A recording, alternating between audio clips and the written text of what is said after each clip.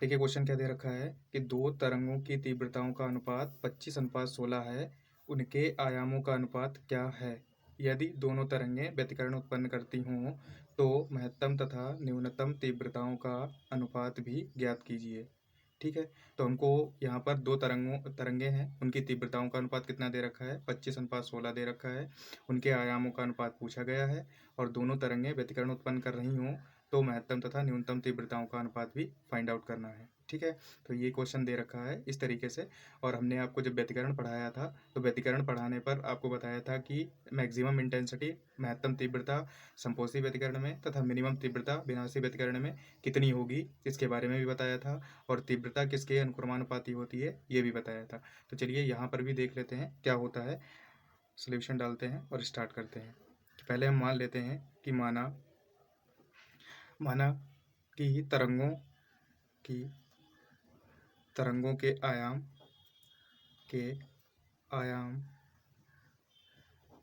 A1 व A2 हैं।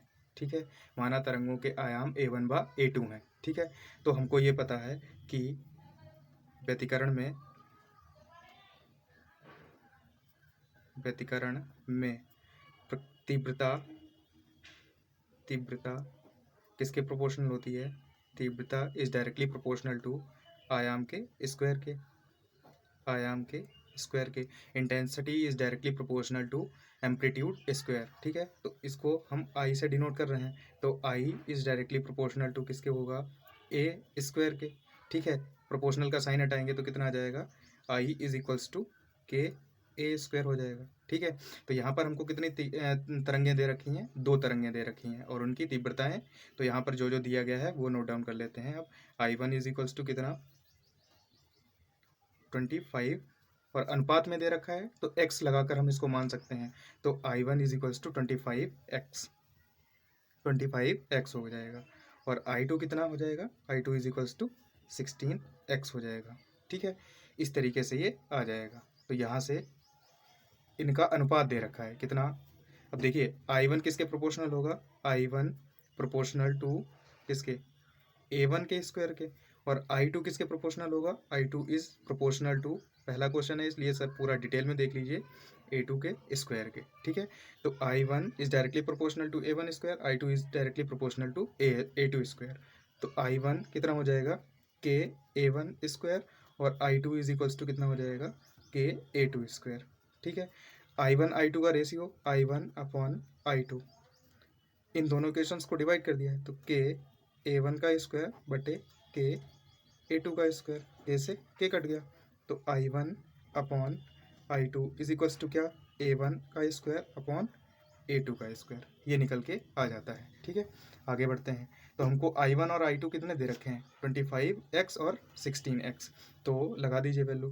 25x upon 16x is equals to A1 का स्क्वायर अपॉन A2 का स्क्वायर। ठीक है, x से x कट जाएगा तो बचेगा कितना वो लिख देते हैं। तो यहाँ पर 25 अपॉन 16 बचा है और upon is equals to A1 का स्क्वायर अपॉन A2 का स्क्वायर। स्क्वायर हटाएंगे तो कितना आ जाएगा?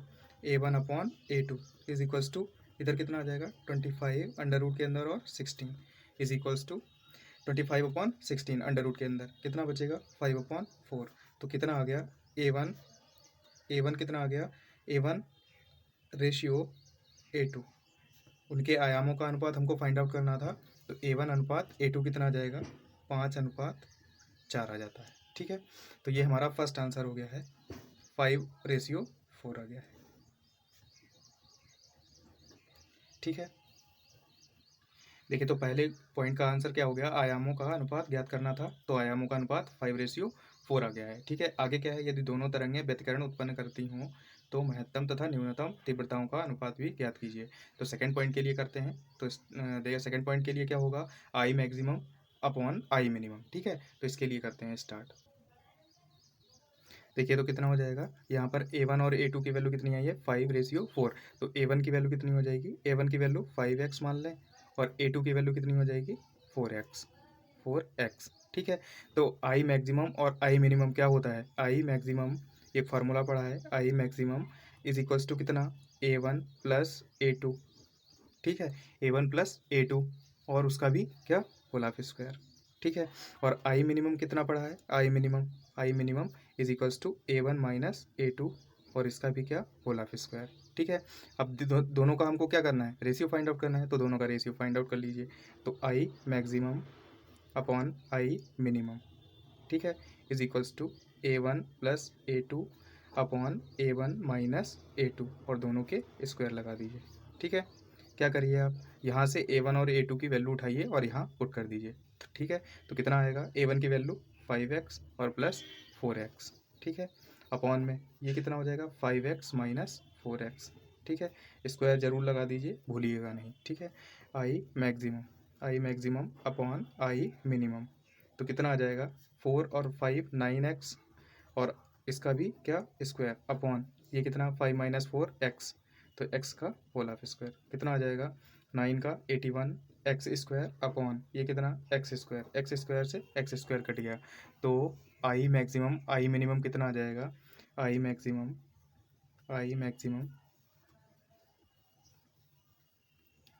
इसको नेक्स्ट पेज पे कर लेते हैं।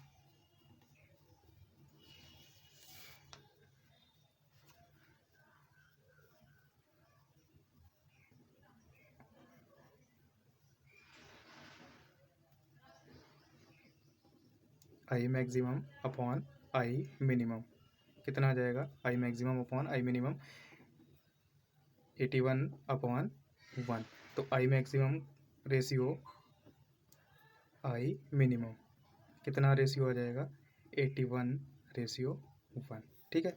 यही हमारा क्या आ जाएगा, आंसर आ जाएगा। मोस्ट इम्पॉर्टेंट क्वेश्चन है और इसको छोड़ के मत कभी भी मत जाइएगा पेपर में, आप इसको तैयार करके जाइए, इस तरीके के ही क्वेश्चन पूछे जाते हैं, ठीक है। तो यहीं तक रखते हैं, जो है आपका आंसर कितना 81 रेशियो 1 आ गया है, ठीक है। देखिए यहाँ क्वेश्चन क्या दे रखा है कि दो तरंगों के आयाम 4:3 के अनुपात में है, यदि दोनों तरंगें व्यतिकरण करें तो महत्तम तथा न्यूनतम तीव्रताओं का अनुपात ज्ञात कीजिए, ठीक है। हमको क्या फाइंड आउट करना है, महत्तम तथा न्यूनतम तीव्रताओं का अनुपात फाइंड आउट करना है, ठीक है। तो देखिए यहाँ पर इसको लिखिए, स्टार्ट करिए।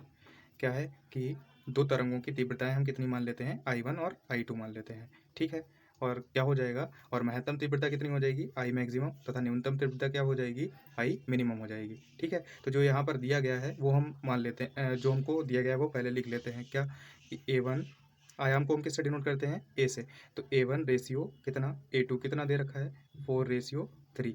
हमने मैथमेटिकल में पढ़ा है, मैथमेटिकल फॉर्म में जब भी रेशियो में चीज़ें दी गई होती हैं तो x लगाकर हम उसको लिख लेते हैं। तो A1 इज इक्वल्स टू कितना हो जाएगा 4x और A2 इज इक्वल्स टू कितना हो जाएगा 3x, ठीक है। तो इस तरीके से ये भी आ जाता है। आगे बढ़ते हैं, तो हमको आई मैक्सिमम तथा आई मिनिमम एक फार्मूला पता है, क्या आई मैक्सिमम क्या होता है कि A1 प्लस A2 का होल हाफ स्क्वायर, ठीक है। और आई मिनिमम कितना होता है, आई मिनिमम होता है, I minimum is equals to कितना A1 माइनस A2 का होल हाफ स्क्वायर, ठीक है। हमने ये पढ़ रखा है कि इंटेंसिटी किसके डायरेक्टली प्रोपोर्शनल होती है, आयाम के डायरेक्टली प्रोपोर्शनल होती है, ठीक है। तो यहाँ पर क्या हो जाएगा, एक कांस्टेंट भी लग जाएगा के, ठीक है। इंटेंसिटी हमने क्या पढ़ रखा है, इंटेंसिटी आई जो होती है वो किसके प्रोपोर्शनल होती है, आयाम के डायरेक्टली प्रोपोर्शनल होती है। तो आई इज इक्वल्स टू कितना हो जाएगा, के ए स्क्वायर हो जाएगा। तो यहाँ पर भी इसी तरीके से आ जाता है कि यहाँ पर आई मैक्सिमम किसके प्रोपोर्शनल होगा, के A1 प्लस A2 के होल हाफ स्क्वायर के, और आई मिनिमम किसके प्रोपोर्शनल हो जाए, किसके इक्वल हो जाएगा, के A1 माइनस A2 के होल हाफ स्क्वायर के, ठीक है। दोनों का क्या करिए आप, रेशियो निकाल लीजिए। तो रेशियो निकालेंगे तो I maximum upon I minimum is equals to के A1 प्लस A2 का होल हाफ स्क्वायर अपॉन के A1 माइनस A2 का होल हाफ स्क्वायर, ठीक है। के से के कट जाएगा, कितना बचेगा, यहाँ लिख दीजिए A1 प्लस A2 का whole half square upon A1 minus A2 का होल हाफ स्क्वायर, ठीक है। अब क्या करिए, दोनों की वैल्यूज लगा दीजिए, दोनों की वैल्यूज लगाएंगे तो आंसर आपका आ जाएगा।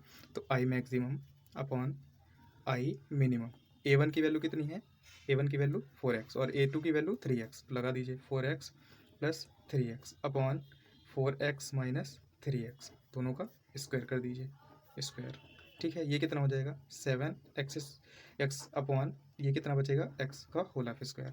आप फाइंड आउट करेंगे I maximum ratio I minimum, कितना निकल के आ जाएगा 49:1। ये पूछा गया क्वेश्चन है, जो पेपर में पूछा गया था, तो उसी को मैंने करा दिया है। आप यहाँ पर इसका सोल्यूशन देख सकते हैं, यही उसका आंसर हो जाएगा। ठीक है, थैंक यू।